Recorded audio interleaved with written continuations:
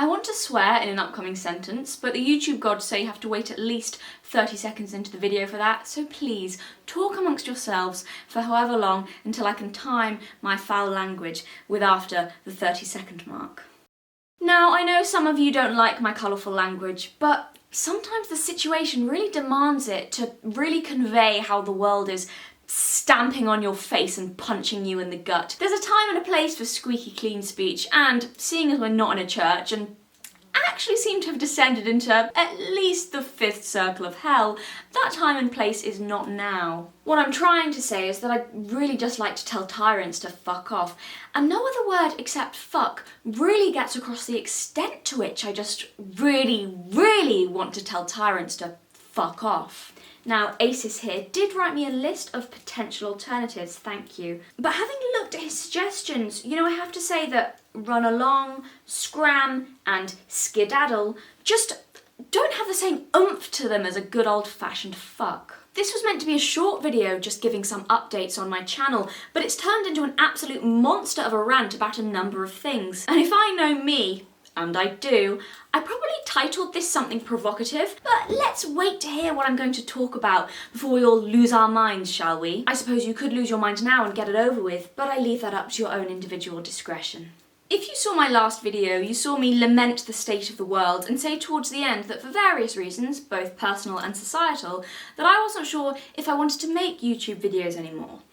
I have had some new thoughts since then, several things have happened, so I want to expand on that and talk a little more about my feelings now about YouTube, whether or not I'll continue, and also some of my concerns about the cliff edge we are all currently hurtling towards at top speed, as our politicians have gone crazed and power hungry and are just not stopping that train, even though we ran out of track, I don't know, about 2 years ago now. This video will probably be filled with innuendos, by the way, because YouTube doesn't like anyone talking bad about our dear leaders and their fucking insane decisions in regards to an unspecified world event. I might delete this video unless I cloak it in implications and befuddling language, like it's already done with so many others. So, welcome back to the channel. I'm Galatea, this is Asis, my dearly departed, and we invite you to join us in lamenting the absolute fucking state of things.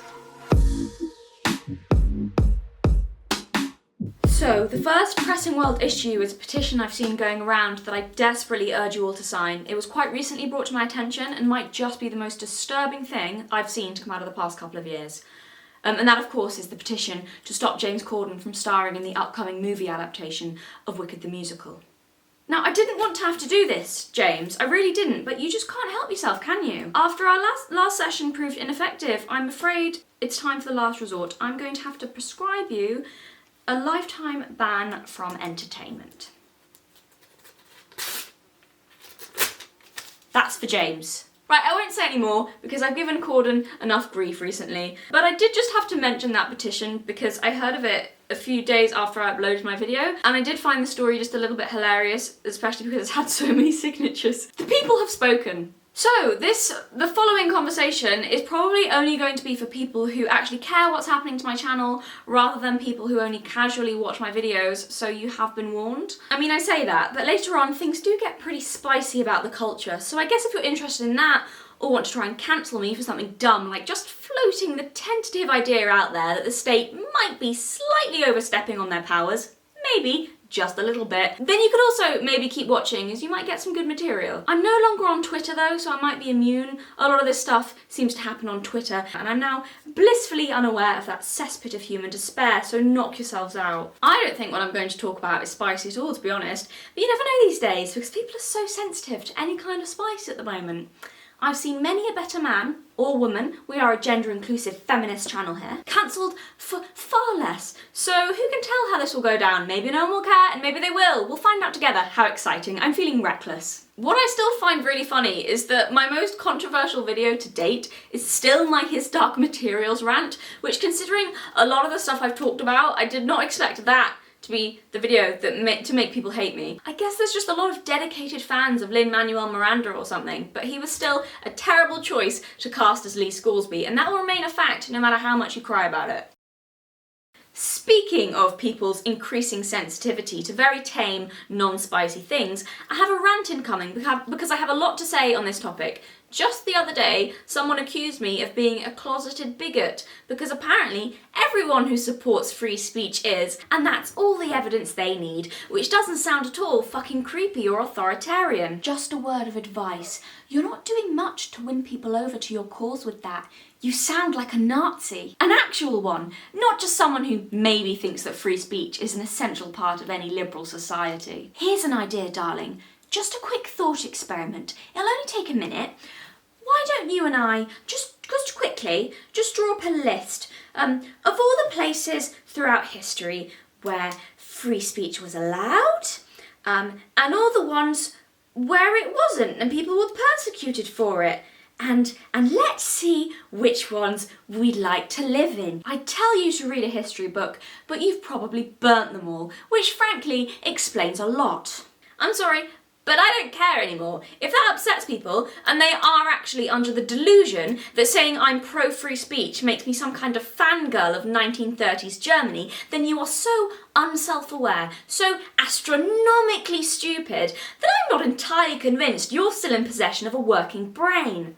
In the past, I think I've been quite polite, actually, about this topic, but I'm so sick of this attitude, and so sick, frankly, of all the disgusting abuse that I've seen towards anyone who even says something like, hey guys, maybe we should consider other points of view, that I really don't feel any inclination to be civil to people who engage with me in such bad faith and start throwing around baseless accusations like a fucking emotionally immature toddler having a tantrum who throws a fit in an opinion they don't like and decides that the person who said it must just be evil, and rather than engage with the argument, they instead just rationalise it into the simple explanation of goodies and baddies, you know, the way a child would. Casting themselves as the goodies, of course, because everyone knows that all the great champions of liberty and human rights throughout history have behaved exactly the way they do. Are we the baddies? I used to care about not being too rude about this, but these people are so unreasonable that now I'm not really interested in pandering towards your feelings. So you can fuck off back to your book burning parties. If you are actually going to sit there and unironically call me a right-wing extremist for supporting the most fundamental of liberal values, free speech. Look, this little rant isn't directed to everyone who disagrees with me or criticises me or has a different opinion on how much speech should be allowed because of reasons, but when you start being a deceitful rat and smearing someone with whatever baseless accusations you think will stick because you don't like their opinion, that is when I feel no guilt in pointing out the absolute state of you. I've seen a few recent comments on my videos like this video in particular, which made me mad. Not mad because it upset me, but mad because I think you can't really be that stupid. You're not really that authoritarian and unreasonable that you think anyone who disagrees with you, even slightly, should be silenced, have abuse held at them, called everything under the sun. You can't really be that much of a, what's the word, cunt, can you? But they are, and that's the tragedy. And the reason I've spent so long ranting about these comments is because I think it's indicative of a wider and worrying trend in society, especially in online discourse, and I've had just about enough of it. It's embarrassing.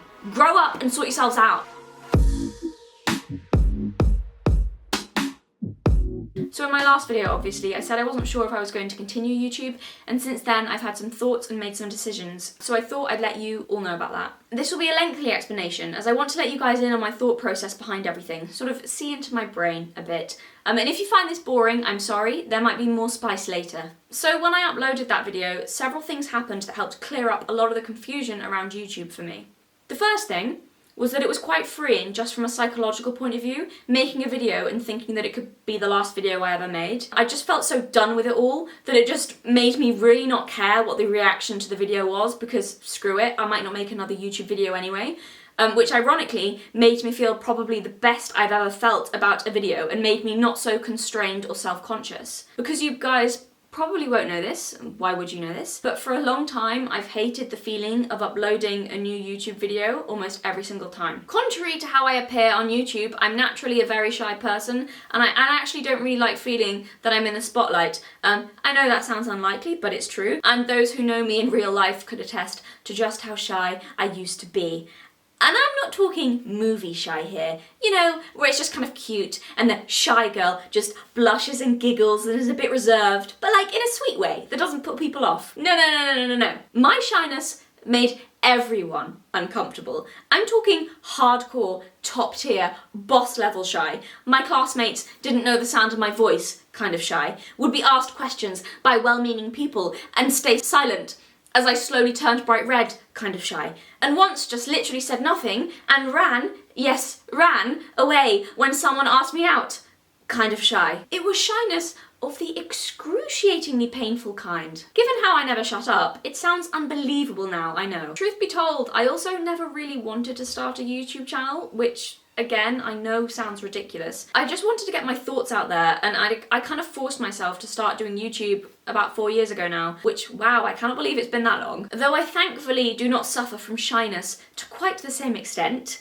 it still lingered a little bit. And when I started YouTube, I hated the feeling that I wasn't really invisible anymore. I felt so exposed and vulnerable. Almost every time I've uploaded a video in the past, I've had this horrible, heavy, sick feeling in the pit of my stomach, which has varied in severity depending on the content of the video. Kind of feels like dread mixed with fear and humiliation. It's not been fun, though it was also probably very good for me. I think that's another reason my upload schedule on YouTube has been so crap. I was probably unconsciously avoiding that feeling as much as possible. It's gotten less bad over the years, but my last video was the best I've ever felt after uploading a video because I just didn't care anymore. In the past, I always felt that if I made one wrong move, all these people leaving such nice comments would turn on me. It's been stressful, always watching out for something I might say that could be taken the wrong way or twisted, fearing the wrath of the internet, which I don't think is an unreasonable fear given how often I've seen the internet do that to people. Many times, and it looks fucking horrendous. This may sound surprising to people familiar with my content because I am known for being harsh a lot of the time, but I want to break it down a little more to give a more complete picture. So a wise man named Dumbledore once said that it's harder to stand up to your friends than to your enemies, and that is the best way, I think, to sum up these contradictions in my content and in my character. So, kind of, for example, I don't find it difficult to piss off Cassandra Clare fans or people who don't like me, and I'm not equating them with being bullies or anything. That's not what I'm saying. I'm not saying they're bad people or mean people. No. I'm just saying that being brutal about something that will upset people who are not my audience or who dislike me already, I don't care about, really. But it's the thought of like disappointing or upsetting my followers, people who say nice things about me and are fans of my work and my content, that actually does get to me, and in many ways I think it's restricted me.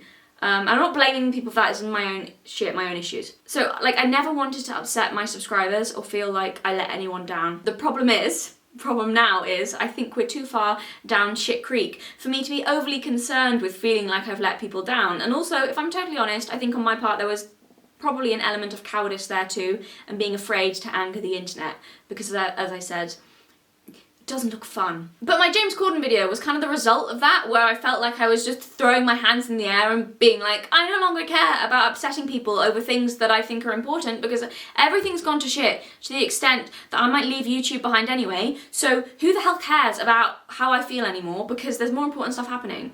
And this is probably where the video gets controversial. To mandate or not to mandate? That is the question. I said in my last video that talking about things like how bad the Gossip Girl reboot was feels pretty silly and irrelevant given how much more important stuff there is going on right now, so perhaps I should clarify my position. I've actually not had that much backlash on that part of the video as I thought I would, though someone did call me an anti-vaxxer and say they never wanted to hear from me again, which, bit dramatic, but okay. It's also a total misrepresentation of what I said. I don't know why, at the moment, there's this idea that if you don't support injection mandates, then you must have turned your back on all modern medicine and be staunchly anti-injection. And by the same token, there's this idea that if you've had the injection, you therefore must be pro-forcing everyone to get it. It's a totally false dichotomy. You do know that you can be pro-injection but anti-mandates. Many people are. Why is this a difficult concept for some people to grasp? In my last video, I said nothing about injections. What I did do was that I implied that I was anti-mandates, which I totally am, by the way. To confirm, yes, you heard that correctly, and I'd like to publicly state for the record, that I am totally and completely opposed to this new kind of passport a lot of places are talking about implementing. I think it's absolutely unbelievable in supposedly free countries and creepy as hell. You can scream at me in the comments all you want, but I will die on this hill, right? Coercing, guilt-tripping, bullying, or forcing in any way people to have medical intervention that they do not want is not only antithetical to everything a free society should stand for, but it's also just incredibly fucked up. And so is having to show papers to go to places. What the fuck is that about? Let's create an underclass of people who can't go to restaurants or get employed. Great idea, guys. Wow, big brain energy, whoever came up with that, you absolute lunatics. Unsubscribe if you have to. I don't care. I am happy to go down with this ship, and I totally and completely stand by that statement, even if I lose all my subscribers tomorrow. That's where my conscience guides me on the matter, and if I pretended otherwise, it would make me the worst kind of coward. And I think there's enough cowards in the media and online at the moment, frankly. As for my own personal opinions on the injection, or injections in general, I haven't mentioned it. Do you know why? Because it's none of your damn business. My healthcare choices are my own, and you've got absolutely no right to get involved in them. I'm not telling anyone what to do or what not to do. I think people should make their own decisions, which was all I said in my last video. Crazy how that's controversial, because I support bodily autonomy and freedom of choice. It seems like a lot of people don't support that at the moment. Let people weigh the risks and benefits for themselves. The state getting involved in people's healthcare choices is gross, it's disgusting, it makes my skin crawl, and I find it astonishing that I've actually seen some people demanding daddy government to swoop in and start forcibly jabbing you creepy psychopaths. Do you know how twisted that would be, by the way, if they actually were to do that? Go door to door and force people to take it. I'm not saying that's going to happen. I'm not saying that. Jesus Christ, it seems I spoke too soon. I was too optimistic about the state of the world. It seems it will be compulsory by February in Austria. So, God knows what that means if you refuse. Fun times. But I am saying that I've seen people arguing that it should happen and acting like it's a totally reasonable thing to suggest and not absolutely insane. If that's your opinion, that's fine, but just don't pretend that you're anything other than a total authoritarian if you're willing to go that far, because that's what you've become, no matter how you justify it to yourself. You can think someone's decision is irresponsible, you can criticise the decision, you can mock and ridicule it to your heart's content, but the second you decide to force or coerce someone to take a substance they don't want into their own body, you've crossed a line. Absolutely unacceptable. And yes, the government deciding that it should have that much power actually does worry me, and I will oppose those sinister little passports until my last breath. Of course, I'd also like to say that everyone of every different opinion is more than welcome here on my channel, and if you can still listen to me while disagreeing, cool, more power to you. But if you feel that really this is a reason that you should unsubscribe and that I've totally let you down, that's your prerogative, and as I said earlier, I'm at the point now where I can definitely live with that. Weirdly, I think I suddenly lost the ability to care. And I don't mean that in a disrespectful way or anything, but I literally just woke up one day and stopped caring, and it feels great.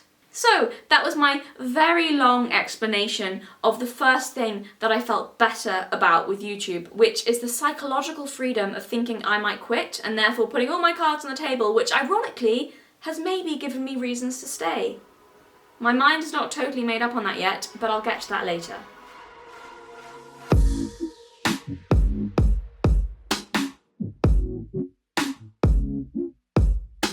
So, after the psychological freedom that my last video granted me, the second thing that happened, and maybe I should have talked about this earlier in the video, but it's all sort of worked out this way. The second thing that happened as I was still pondering whether to leave YouTube behind forever was that Shad from Shadiversity did a very cool thing on his second channel and gave me a public pep talk. Yes, that's it. That's the video, it did happen. So hello all new viewers from that. You've been very kind and epic and have clearly a lovely audience that he sent over. I was blown away by it, to be honest. He gave me a shout out, gave me some advice, addressed my feelings of despondency towards making YouTube videos, said some very nice things about my content, and really made me feel that it wasn't all totally pointless. So thank you very much for that. It was genuinely such a lovely thing for a big YouTuber to do. Many gratitudes, much appreciations, multitude baskets of thanks. And I'm incredibly grateful. It was so cool. Sometimes YouTube can feel a bit like shouting into the void, and his video reminded me that real life people are actually watching these. It can be hard to rationalize that sometimes, even when I'm seeing comments. So it was nice to just be reminded that I am actually talking to people. That you, right now, watching this, are an actual person with a whole life, and a brain, and a heart, and a soul, if you believe in those, and everything. And you can hear me. And there are thousands of you, which is incredible. And I'm not just talking into the ether. It reminded me that my videos are actually going somewhere. They're not just floating in nothingness with like numbers of views appearing.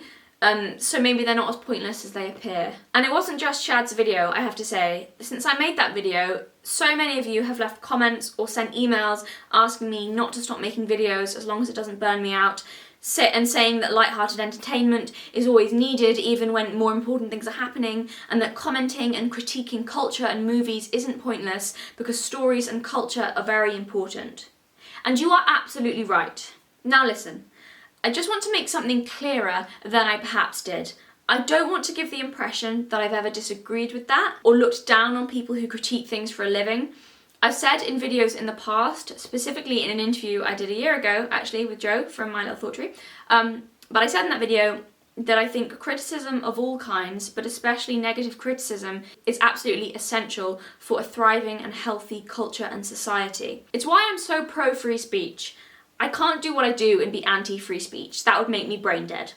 Criticism and questioning of politics, of media, of science, of storytelling, of religion, of institutions, of journalists, of accepted beliefs, of ideas and ideologies, all of this is so important to keep society healthy, and I've always believed that.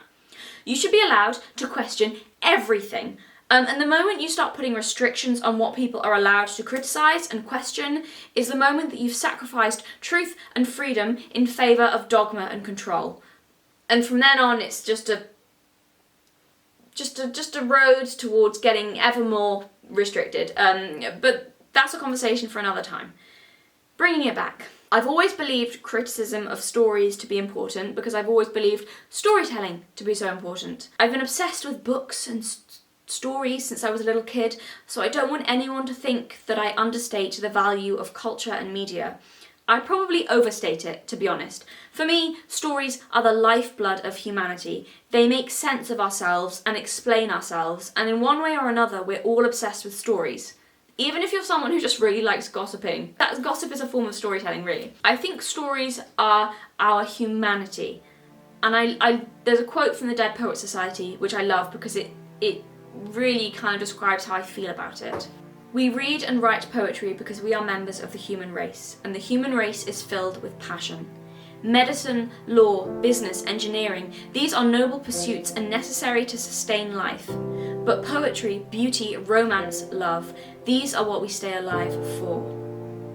He then goes on to quote from Walt Whitman, that you are here, that life exists and identity, that the powerful play goes on and you may contribute a verse. Which I love, that bit especially, that you may contribute a verse. It kind of talks of life in the sense of a story, which I love. It so wonderfully sums up how our own personal story is our purpose and connected to the overarching story of us all.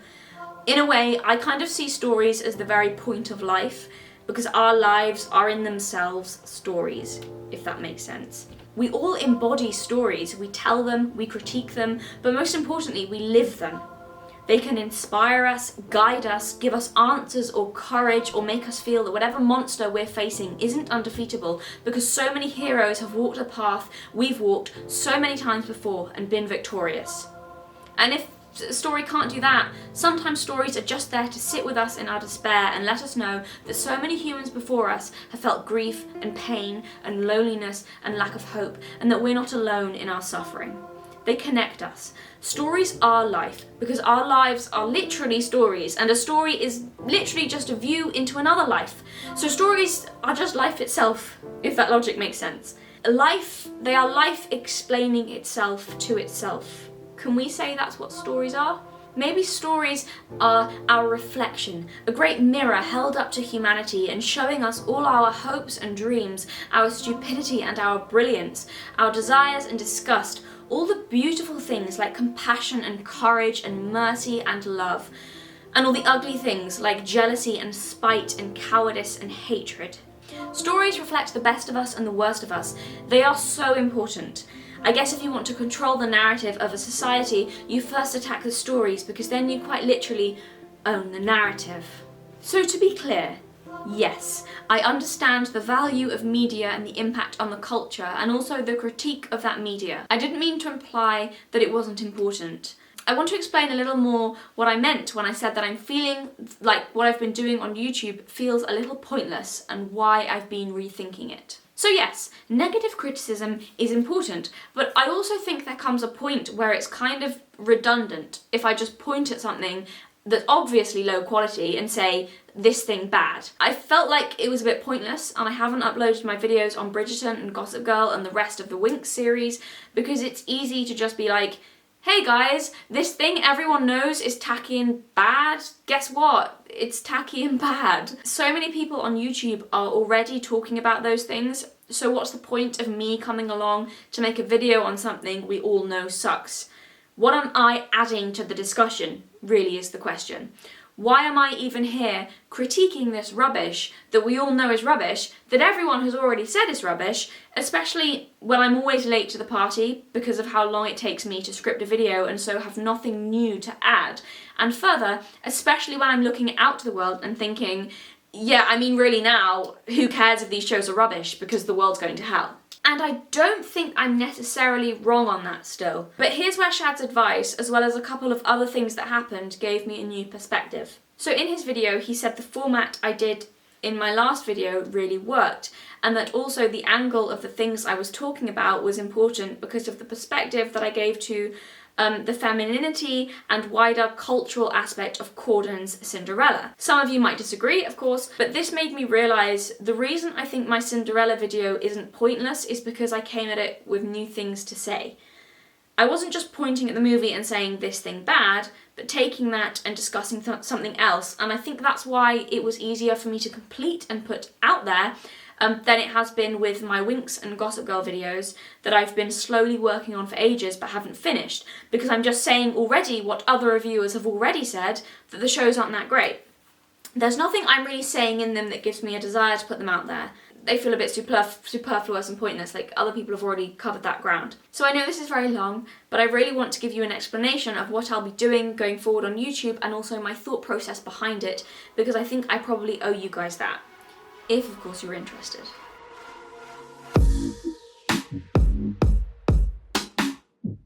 So, when Shad said in his video that the format I did in my Corden video worked, this just kind of struck something in my brain and made me kind of go, hang on. It was almost like a new code unlocked moment. Like there was a secret compartment in my brain that he'd given me the key for, and then suddenly all these things sprang out and I just went, oh, what he said served as a trigger, if you will. If you've been with me for a while, you'll know I've experimented a lot in the past with my content. Each of my videos have vastly different styles, some good and some bad. I was re-watching some of my old content recently as I was thinking all about YouTube, what I'd be doing if I wanted to do it, kind of, you know, looking back at my old stuff. And I don't think even I realised the extent of the variation. I don't regret any of it. I'm happy. I experimented so much and I think I needed to do that. It's been a very long process, really, of figuring out what kind of YouTuber I want to be and figuring out what works, what doesn't, how I should present things and what format my videos should take. For a while I tried to fit into the booktube niche even, but I really don't think my content works with that. Some of my videos I look back on and cringe and hate how I came across, in particular actually my Pocahontas video, and that one's not even that old, but I do not like how unstraightforward I was in it. I think I was actually scared to give my opinion with that one, so I just talked around it a lot and acted very silly, which isn't in itself a bad thing, but it irritates me in that video. I was also silly in my video on The Good Life, but that one I'm actually very proud of. Probably because, here we go, critically analysing my own content. Probably because in that video I wasn't using the silliness to diffuse the message, like in my Pocahontas video, but to emphasise the message. It added to the message. So undoubtedly in my opinion, I think it worked better. I know that video is an absolute clusterfuck of bizarre nonsense, but I still kind of love it and I'm happy with it. And to this day, it's one of my favourite videos that I've ever done, even though it has hardly any views. I also like some of my more artistic videos, particularly the one which just solely had my artwork in it, even though it's very badly edited and there's a lot wrong with it.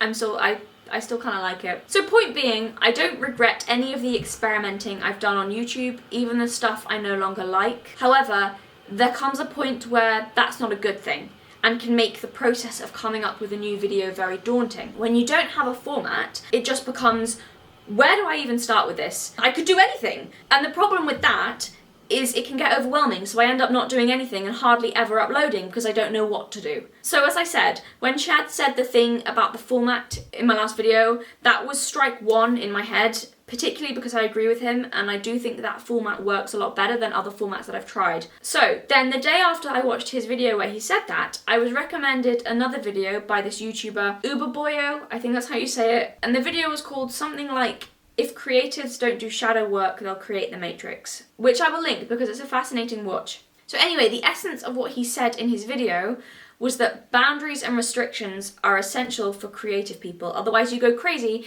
and never end up creating anything. Or you spend so long, doing something. He was saying that rules actually foster creativity because they give it a skeleton that you can then build onto with the creativity rather than just having a pile of creative goo that could literally just be anything because you have no laws there or structure. He was saying that so many creative people have their breakthrough the moment they impose restrictions on themselves.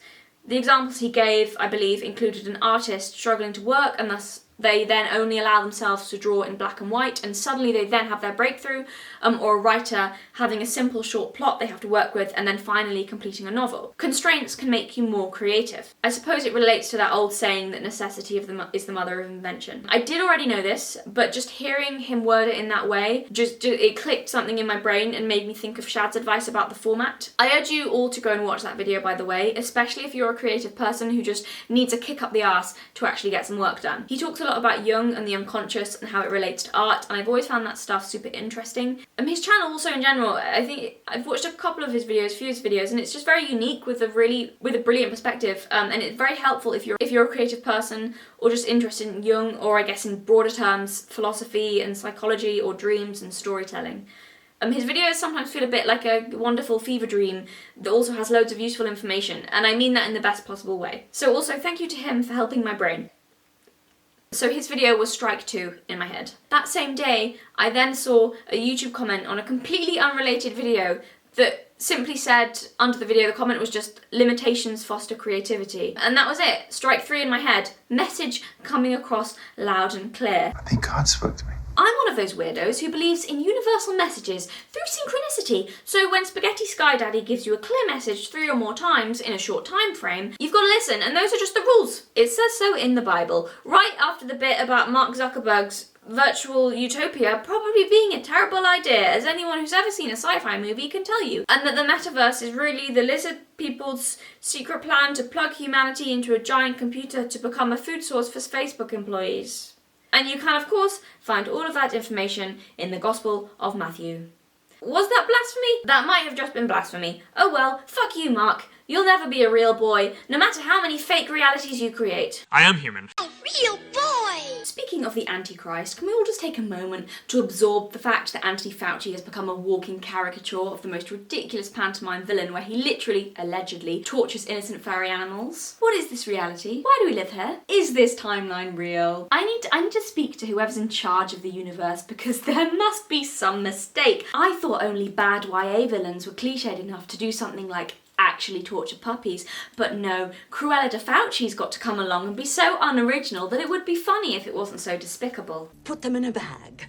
I'll take them with me now. Jesus Christ, Anthony. I mean, at least get yourself a unique villain hobby for fuck's sake. Do something inventive, like, off the top of my head, putting infected people in care homes if you really want to do a gritty modern update on your classic piece of shit villain.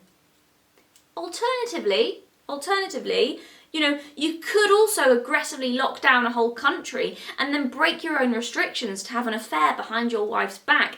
And then if you really wanted to kick people in the teeth, go on to shamelessly write a book about your heroic part in saving Britain. Now that's some weasel behaviour right there. Just some totally random, completely hypothetical situations, Anthony, for you to think about. What I'm trying to say is don't fall back on the old shtick of torturing puppies, Anthony. What the hell is wrong with you? Now not only are you a sick fuck, but you're a sick fuck with no imagination. Honestly guys, I'm really disappointed in what we've seen so far from 2021 villains. I really am. I thought we'd get something better in this epic final season of humanity, something we've not seen before to really conclude the story nicely, but instead we're left with these bin bags. Villains of earlier episodes were far more complex with unique motivations, the obvious standout performance of course being Judas from season 7, but clearly the writers have run out of ideas and they're recycling two-dimensional copies of what we've seen before. I rate these villains a mediocre 4.5 out of 10. Get out of here with your pantomime bullshit.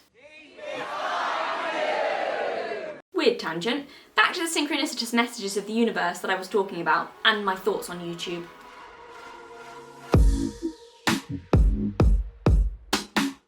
So, these three things, Shad's advice, the uberboyo video, and then the YouTube comment, all together, gave me a breakthrough moment. So I'm going to try restricting myself into a certain format and also have a rule that I've got to have a specific angle going into something, which further I hope will help me gain motivation by not feeling so overwhelmed by it all.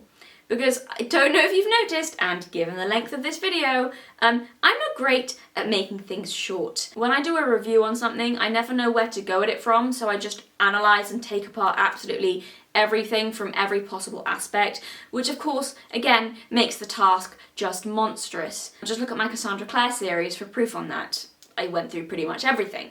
I know a lot of people have accused me of milking that series because it was successful, but before I even made the first video on that, I'd already planned out how many categories I was going to talk about, and if you want proof of that, I say so in the very first video on that series, way before my channel gained any sort of following, and way before I knew that series would be so successful. It's just that I have a tendency to need to go into detail about absolutely every aspect of something. I think that tendency certainly has its positives, especially as a reviewer, but it also hampers me a lot in the end, because I'll script a video series on something, upload the first one, and then end up not doing the rest because I'm tired of it by that point. As those who followed me for a while will know, I've done that many times. Just look at my Winx videos. I scripted the whole series like 8-9 months ago now. I scripted it all at once, but despite many promises, I just never got around to completing the series in video form. It just leads to a lot of wasted work on my part. My Cinderella video was a lot easier to write, and for me it was actually quite a quick turnaround to get out there. And looking back, I'm pretty sure it's because I approached it from the angle of James Corden specifically, and also the nonsensical feminist message of the movie. I didn't analyse every aspect of the costumes, the writing, the acting, the characters, even though I could have done, because they were also very bad. That wasn't really necessary because really all of that was obvious and other better reviewers had already analysed those things anyway. I was kind of then talking about something else that I hadn't really seen many people go into detail on. So as well as my videos having a clear topic going forward, they will also probably mainly be a similar format and style to how I did my last video, the James Corden video. I do also want to state here though that I'm not making any promises. This still might be the last video that I do. I have a good feeling about this and I think that this idea will work, but I could still be wrong. And I don't want to promise all these things if it ends up being that actually there are still issues with YouTube. Maybe I'm still not really feeling that I want to run a channel, maybe I want to move on to something else, maybe I'm still too distracted by the state of the world, and maybe it simply just won't fit into my everyday life. As I say, there's been a lot of changes in my own life, so I'm still discovering if YouTube still fits into it, and I don't know the answer to that yet. What I can promise, however, is that I will give this new format a go. I'm tentatively hopeful about it, and I do think it could work, I really do, but as I say, I don't want to promise anything because I've promised a lot that hasn't ended up happening, so no more broken promises with you guys on my part. So this isn't a promise, but I will let you guys in on what I'm thinking I will do. I am thinking that I will stick to kind of this format and also have an angle with each thing that I talk about. What I mean by angle is, for example, I'm still thinking of talking about Bridgerton, but rather than a broad review of the whole show, instead I could take a topic like romance and sexuality and talk about why I think, for a show all about sex and romance, Bridgerton failed completely at doing it well, and kind of use that as a springboard to talk about the show in general. I hope that makes sense. I'm thinking that I'll maybe start with aiming to do one video a month. I'm hoping I can do more than that, perhaps a video every 2 weeks. Ideally, that's kind of what I want to do, but given how bloody long my videos take to script and then to make, I don't want to overpromise, overstretch myself, and then realise I can't do it, so just give up entirely. So I'm aiming for one a month, and that's what I'm going to say I'm going to do, but I hope, depending on what's happening in my everyday life also, that I'll be able to manage 2 a month. So let's say that it's going to be one a month, and if there's 2, it'll be like a little bonus. I also only want to talk about things that interest me, so the amount of videos may also just depend on whether or not I have something interesting to talk about, though let's be honest, it's not like I ever suffered from a lack of opinions, so that may not be an issue. If you're still watching the video at this point, you're probably one of the few that actually cares what happens to my channel, which is why I left this part to the very end, so I could walk you all through my thought process to my decision, as I think, after all the support you've given me, you guys deserve to know exactly the why as much as the decision itself. So finally, I would like to finish by saying that the other reason I'm happy to give up the experimentation aspect of my channel in favour of the restrictions that I hope will make me more productive is because I have another outlet for more creative and artistic work. I'm currently working on another YouTube project that I was always going to do, even if I gave up on this channel. I don't want to say too much, but I can say I hope it will be coming soon, though it depends on several things, and that it's an aspect of my day job and it's also connected to my family business. If you've ever enjoyed my artwork, my more creative videos where I narrate something, or are interested in mythology and something that's a little bit weird but hopefully cool, then maybe you will enjoy it. So I will make more announcements on that when I'm ready to put it out there, though at the moment I don't know when that will be. So, God, that was long. Thank you very much to you all. I have no idea how this video will be received, but I suppose we can find out together. RIP the comments section. Look after yourselves.